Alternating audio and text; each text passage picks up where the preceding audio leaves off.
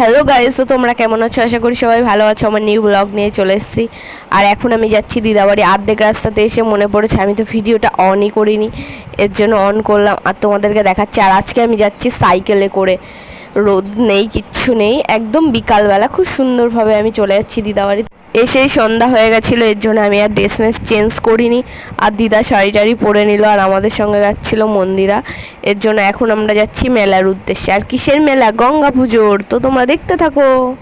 আর আমাদের সঙ্গে যে বাচ্চা মেয়েটা যাচ্ছে, ও হচ্ছে রাস্তাতে দেখা হয়ে গেছিলো, এর জন্য ওদের বাড়ির সামনে একটু দাঁড়িয়েছিল আমার দিদা, তাই বললো যে যাবে দিদার সঙ্গে, তাই আমাদের সঙ্গে চলে যাচ্ছে গাইস। আমরা প্রায় মেলার মধ্যে ঢুকেই গেছি গাইস, দেখো কি সুন্দর করে সাজিয়েছে। আর গাইস, আমি ভেবেছিলাম মেলাটা ছোটোই হবে, কিন্তু এখন এসে দেখি ভালোই বড়, অনেক দোকান টোকানও বসেছে। আর আমার দিদা তো ওই দিক আর কেউ আসেনি, আমরাই শুধু এসেছি। মেলাটা তাও দেখো ভালোই বড়, আর লোক হয়নি বেশি, কালকে হয়তো হতে পারে, আজকে তো প্রথম দিন তার জন্য। আর আমি অনেক ছোটোবেলায় মা গঙ্গার এই মূর্তি দেখেছিলাম, আর এখন অনেক দিন পরে দেখলাম। তো গাইস, আমি দেখিনি মা গঙ্গা, আমি শুধু দিদাকে জিজ্ঞেস করছিলাম মা গঙ্গার কেমন হয় কেমন হয়। আজকে দেখে নিলাম। তো তোমরা দেখতে পাচ্ছ প্যান্ডেলটা অনেক বড়ই করেছিল গাইস। আর তারপরে চলে আসলাম মন্দিরা নাকি নাকের আপেল নেবে।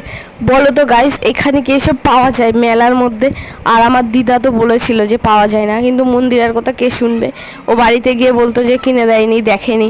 এর জন্য সব 4-5টা দোকান ঘুরে ঘুরে ঘুরে ঘুরে দেখছে দিদা। তারপরে আর পাওয়া গেল না, তাই মন্দিরার ভাইয়ের জন্য একটা গাড়ি নিয়ে নিচ্ছে। দিদা বলছিল প্লেনটা নিতে, মন্দিরা বললো না, নেবে না প্লেন, তাই এবার একটা গাড়ি নিল। তারপরে বাদাম নিয়ে নিল, আর বাদাম দেখো খেয়ে নিল, যাতে কীরকম বাদাম দেখে নিল। মন্দিরা আর কাজলি নিয়ে নিল একটা আইসক্রিম, আর আমি নিয়ে নিলাম একটা এগ রোল, কারণ আমার ঠান্ডা লেগেছে গাইস। আর আমাদের মেলা পুরোই দেখাই হয়ে গেছে, এর জন্য দিদা গেল পাঁপড় আনতে, আর এখন আমরা বাড়ি যাচ্ছি পাঁপড় খেতে খেতে।